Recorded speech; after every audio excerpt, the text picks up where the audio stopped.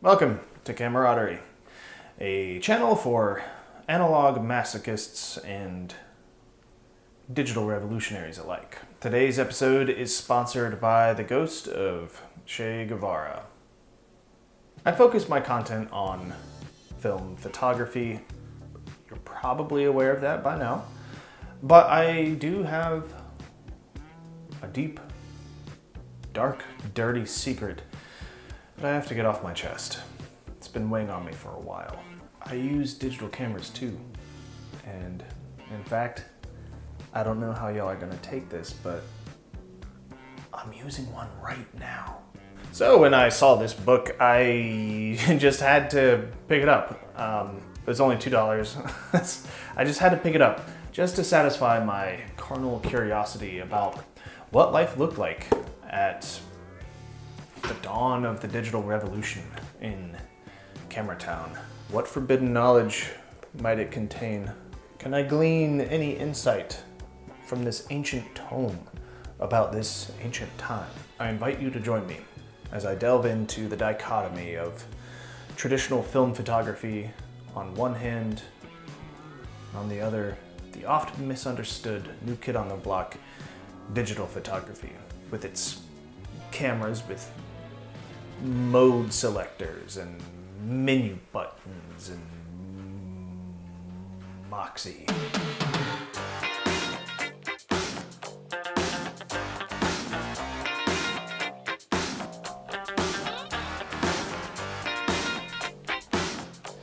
This book was published just after the turn of the millennium, and some chapters in this book just scream 2001.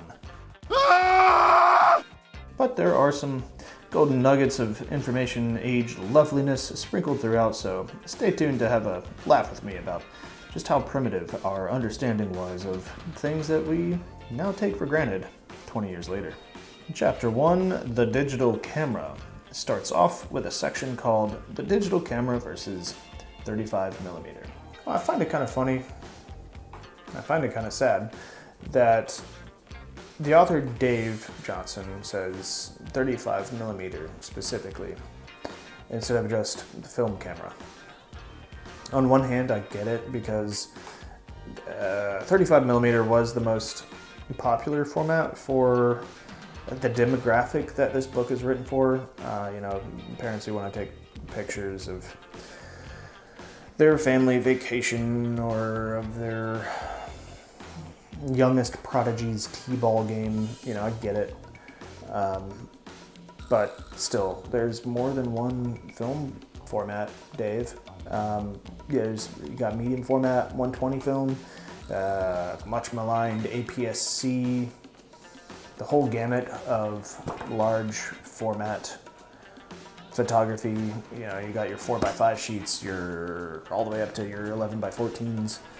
You still have 110 film that's being made. I digress. Congratulations on being a true pioneer.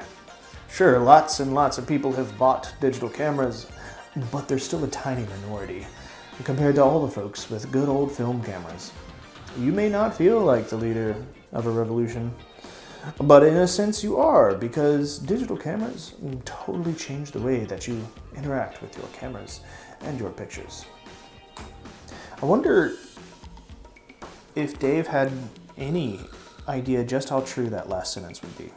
Straight after that, we get into some pretty good stuff, like letting you know that there's no film in your camera, but instead a memory card. And he defines LCD as a mini TV screen on the back of the camera.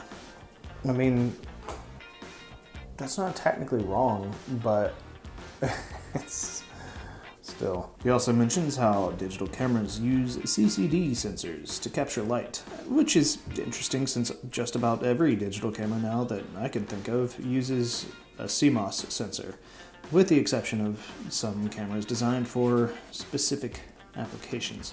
But still, the point is made that digital cameras don't actually use film, which I had no idea. The next section is devoted to choosing a camera. Our friend Dave breaks it down by telling us there are three main options: budget, performance, and professional. Budget cameras are generally called 1 megapixel cameras because they can capture 1,000,000 pixels in each image, and they generally go for under $300. Unfortunately, these top out at a resolution of 1280 by 960 and should be printed no larger than 4 by 6 inches. I could capture a higher quality photo with my left pinky toes nail clipping. Moving up the ladder, we've got the mid-range performance cameras, priced between $400 and $1,000 with a whopping 2 to 3 megapixels. Ooh. This higher resolution will let you print images as large as 8 by 10 and are packed with lots of advanced features like capturing 30-second movies. Now at the top end, starting at $2,000, are the professional cameras. Our buddy Dave says they're overkill, but they do offer higher resolution, interchangeable lenses, and huge image storage capacities. There's this fabulous little bit at the end of this section that talks about whether or not it's safe to buy a digital camera online. The early aughts. I remember there being a lot of worry, actually, about internet safety back in the day, and a lot of people being wary about entering your credit card info anywhere online. Sure, there were plenty of examples in those early days of people getting scammed, and really these days as well, but just think about how often you put your info out there to buy something now without a second thought. Like, for instance, I bought some film from a website based in Germany, and I saved my payment info for the next time that I use them. It's kind of strange what a couple decades of advances in internet literacy and security can accomplish. So, some digital cameras have a movie mode, which will let you capture a 30-second clip of the puppies jumping all over your grandson. I don't have anything else to say about that. I just thought that was a very specific example of what movie mode can let you do. Next up, we've got resolution. Good old Dave starts off by giving us a little shorthand. It says that it's hard to get high resolution images from your Digicam, which he says is tech speak for digital camera. I don't know, maybe somebody called them Digicams back in 2001, or maybe my scope of knowledge is limited, but I don't think I've heard anyone in the last 20 years say Digicam. Anyways, this is another section that shows us just how far we've come, featuring such hits as a 3 megapixel image is way too big for the internet. Big 3 megapixel images fill up your memory card quickly. And my favorite, the ideal resolution for posting to web pages or sending in email is 640 by 480. Memory, Dave tells us, is where your pictures go after you press the shutter release. Similar to how nobody says Digicam, apparently your camera's memory is often called digital film. Why stop there, Dave? You had a golden opportunity to call it Digifilm. You messed up, Dave. You done goofed. I don't know if I can respect you anymore. He does provide a handy chart to show how many of the highest resolution images you can store on any number of memory cards using a typical 3 megapixel camera. These memory cards include compact flash, SD, memory stick, floppy disk, and smart media. This is where the book really starts to age itself. In describing what's out there, Dave lists the 4 most common varieties of memory cards. Now, CF, compact flash, is there, but that's pretty much the only one that's still around. The memory stick is a Sony exclusive that hasn't been used in a new camera since 2010. And the other 2 are floppy related. SD cards weren't even common enough to get a mention on this prestigious list. and now they're probably the most popular format. But this is a time, you have to remember, this is a time when floppy drives were still widespread enough to warrant including 2 floppy formats. The humble 3.5-inch diskette and smart media cards that used an adapter that fits in and is read by a computer's floppy drive. Dave does tell us that floppies can't hold a lot of data and they're slow.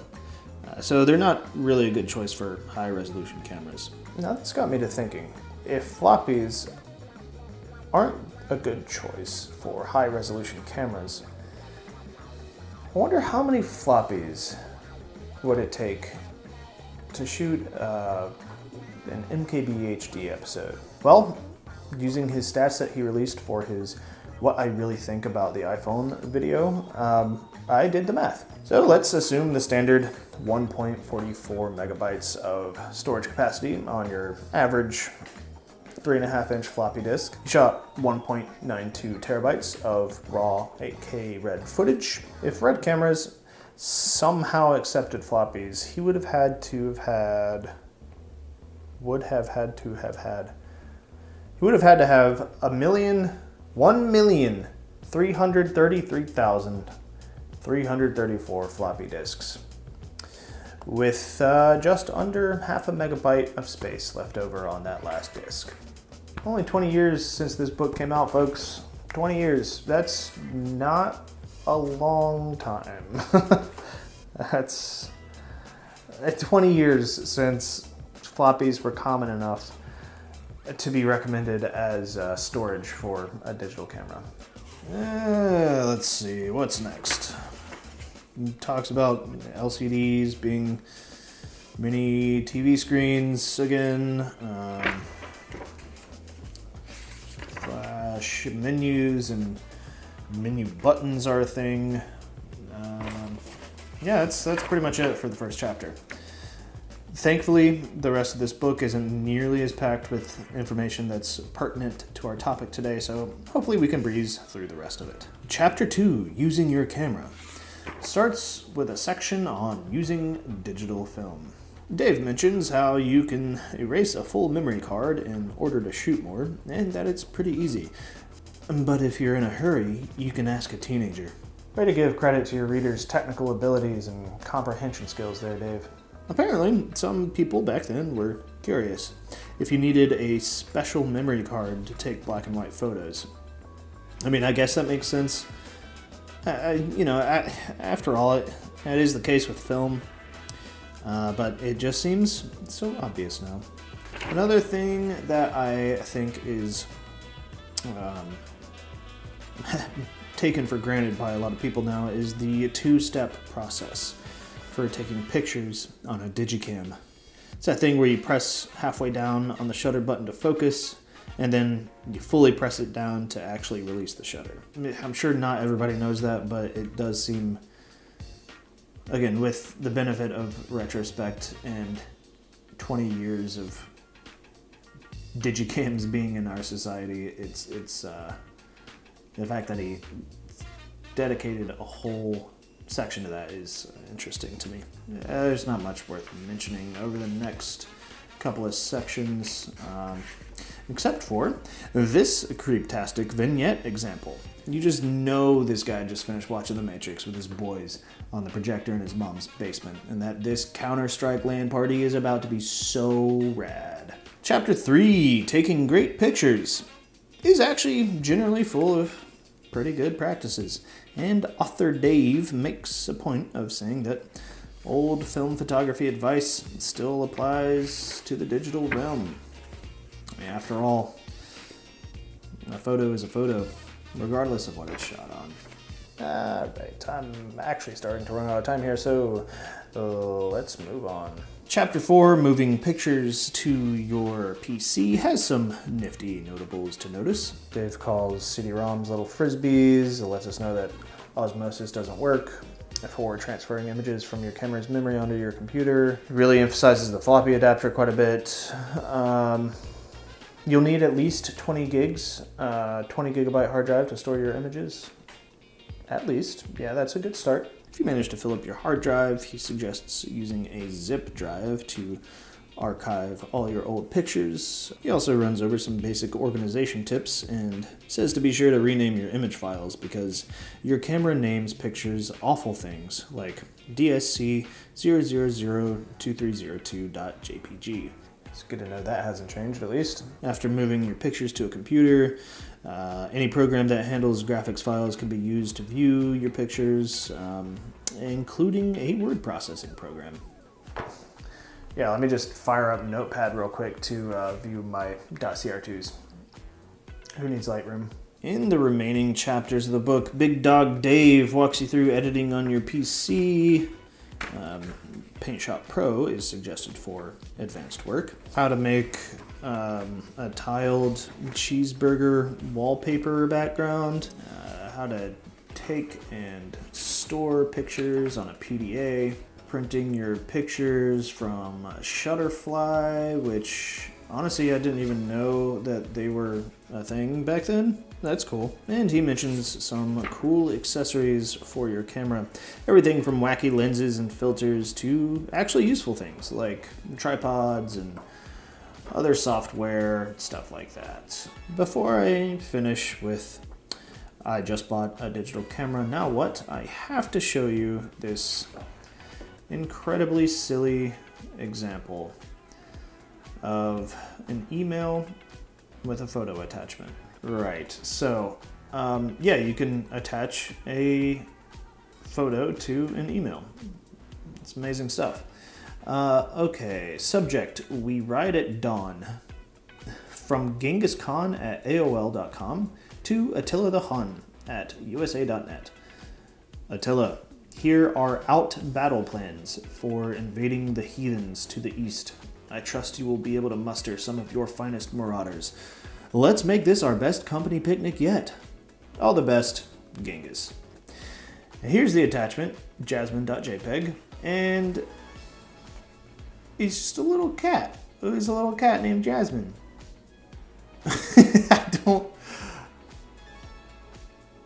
I mean, it gets the point across, but Attila the Hun, Genghis Khan, you know, I mean, whatever, man. Like I said, it gets the point across. Oh my! All right, that's. I just bought a digital camera. Now what? And now you know what to do after you bought a digital camera.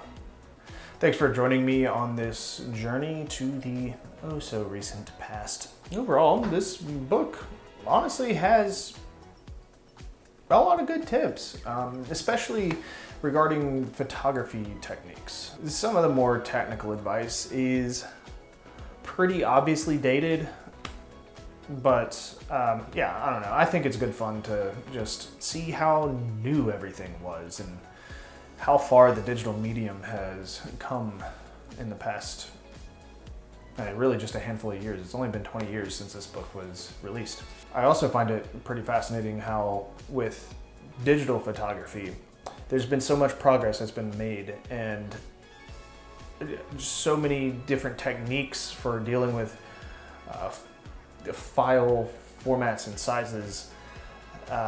It's just the quality has improved so much over the last couple decades, and yet film really hasn't gone through any, as a medium, from a technical perspective, film really hasn't gone through any significantly notable changes in the last 100 years or so. At the end of the day, photography, whether it's with a digicam or an anal cam, that's technical speak for analog camera, by the way, it boils down to a very simple process. You see something, you point your camera at it, and you release the shutter. Everything else is just details and preferences. Thanks for watching. You'll see me on the other side of this lens in the next video. So until then, see ya.